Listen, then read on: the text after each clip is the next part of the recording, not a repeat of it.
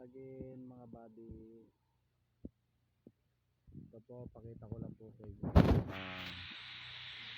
ang Ingrid na ibon guys. Yan, itong buntot niya, yan ang ano niya. Yan, itong tuka niya. Tapos doon sa ibabaw, naka-Ingrid siya, turtle. Yan.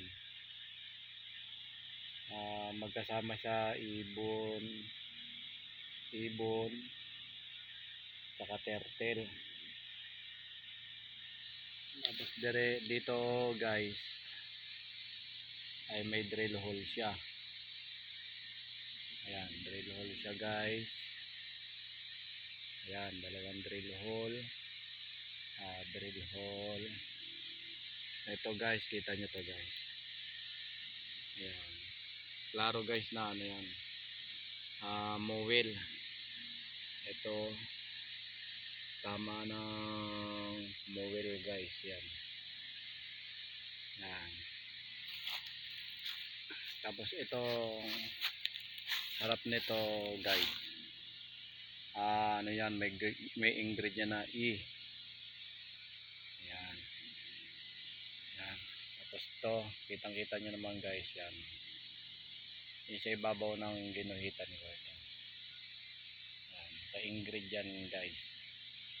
Tapos may ano siya, may dot siya. May tama siya ng ano. May tama siya ng mowel. Titingnan pa natin sa code ng number kung ilan ano, kung ilan yards to o metro. Tapos ito kung sa tingin ko guys, number 2 to 2. Nakaganon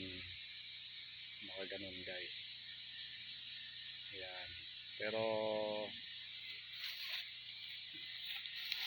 doon ang ano, doon ang south north. Ayan guys, hanggang sa dito na lang muna guys ating may trapal na yan. Nandiyan ang ano, south west 3 meters papunta doon sa may ating big spot. Hanggang 7 meters lang tayo guys kasi wala tayong sapat na kapital at gamit para sa ilalim, timber, tsaka kung ano pa. At kayo na rin na nakakaalam yan guys kung bakit hanggang 7 meters lang guys. Dito ang east, south, west. Ayan, lulubog ang araw.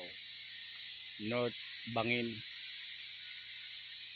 Ayan guys, hanggang sa muli guys, sa susunod natin na paliwanag sa inyo guys.